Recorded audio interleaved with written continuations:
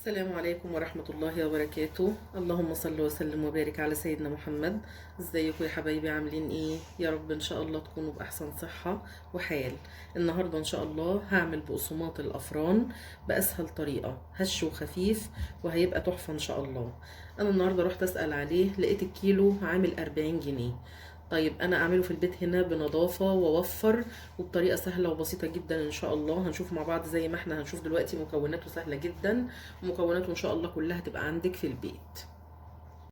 وقبل ما نبدأ يا حبيبي، ما تنسوش الاشتراك في القناة وتفعيل زر الجرس للكل عشان يوصلكم مني كل جديد، وما تنسوش اللايك عشان القناة تترفع، وتشيروا الفيديو مع اصحابكم وحبايبكم عشان الكل يستفيد.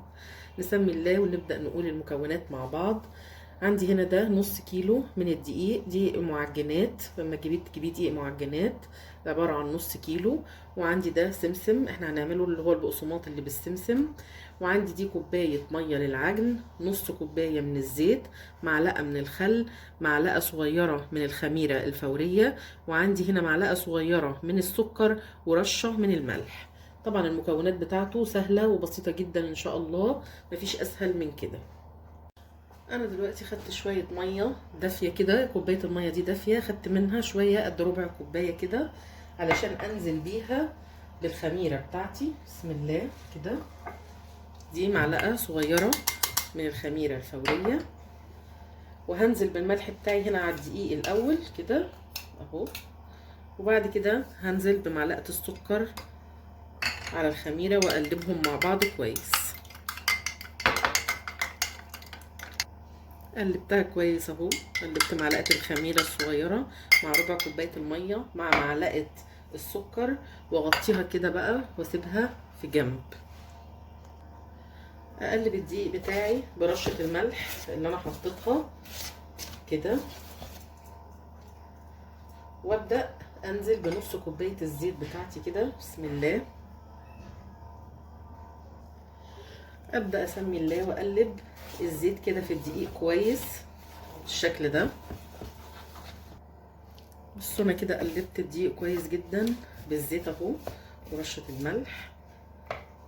هبدا دلوقتي انزل بالخميره بقى بتاعتي.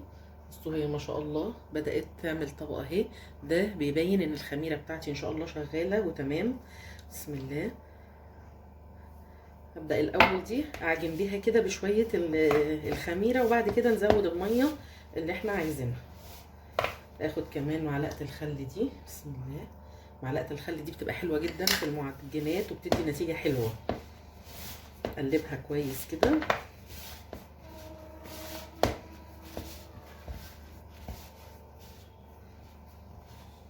ابدا اخد بقى شويه ميه كده بشويه ميه. بسم الله. ما تحطيش الميه كلها عشان احنا عايزين العجينه تبقى معانا، يعني هنشوف دلوقتي سمكها ما تبقاش ناشفه وما تبقاش طريه، يعني ما تلزقش في ايدك. احط كمان شويه.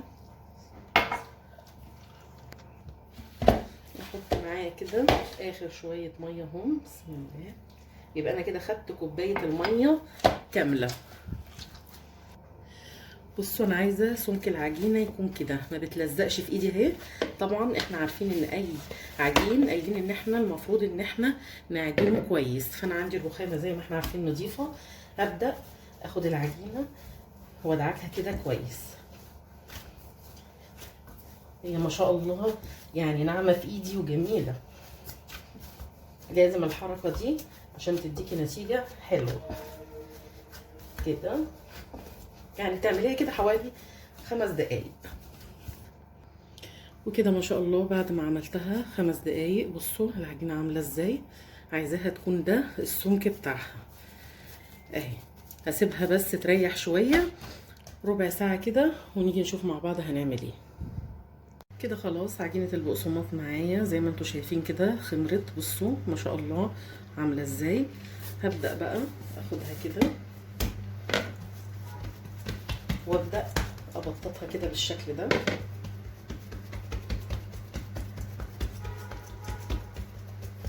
عشان اخرج منها الهواء.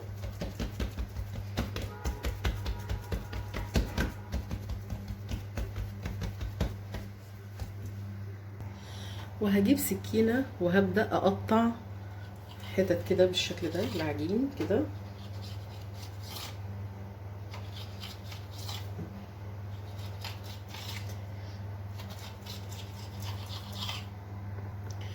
بعد ما قطعته هجيب طبق وابدأ انقله فيه، بحيث ان انا هاخد قطعة قطعة اعملها.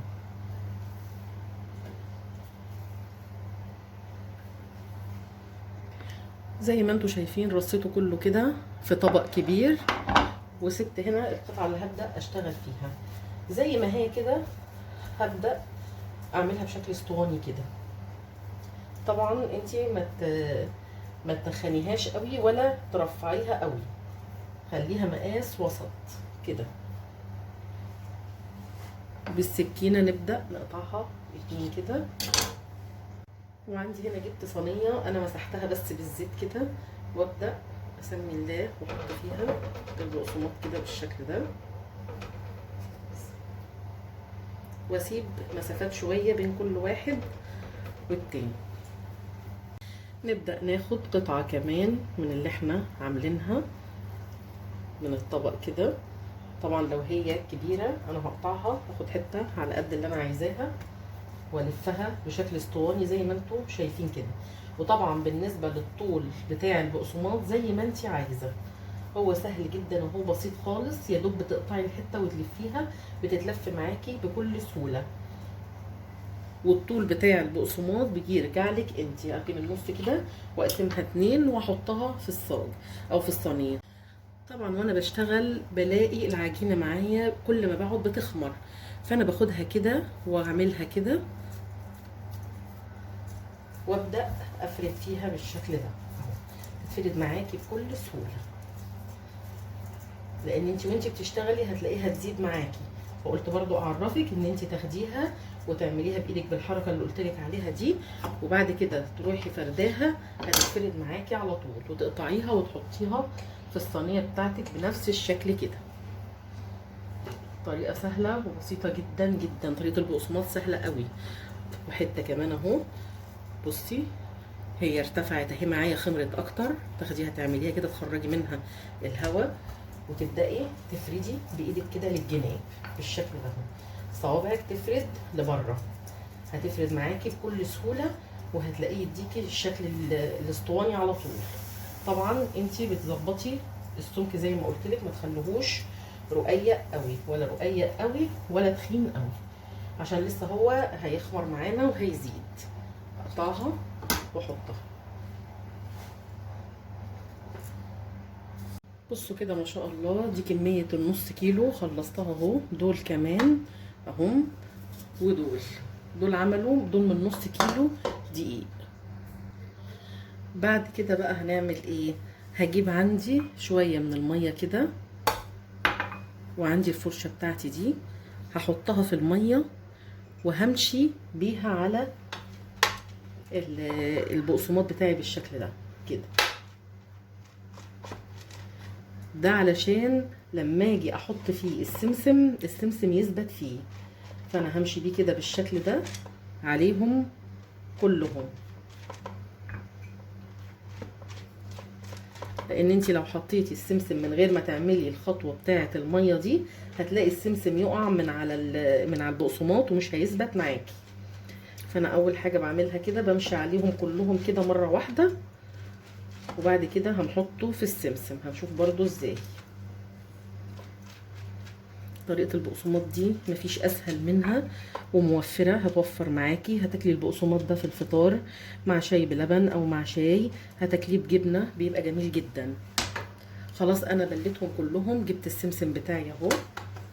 بصي بقى بالشكل ده كده، هبدا اخد واحده واحده كده وامشيها في السمسم من الناحيه اللي انا حطيت فيها الميه بالشكل ده كده. طبعا الطبق كمان لو كبير هيبقى افضل، يعني انا ممكن انقله في طبق اكبر علشان يسهل عليا.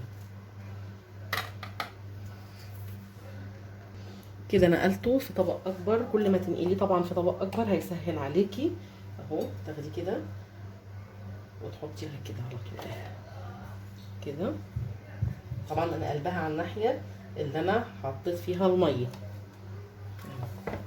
كده اقلبها كده، احطها كده، هتلاقي السمسم معاكي ثبت فيه ومش هيقع منه خالص ان شاء الله.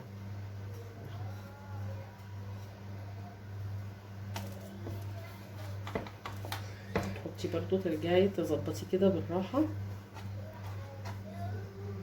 اخلص انا بقى بقيه الكميه بنفس الشكل اللي انتوا شفتوه كده، وبعد كده هوريكم هنعمل ايه.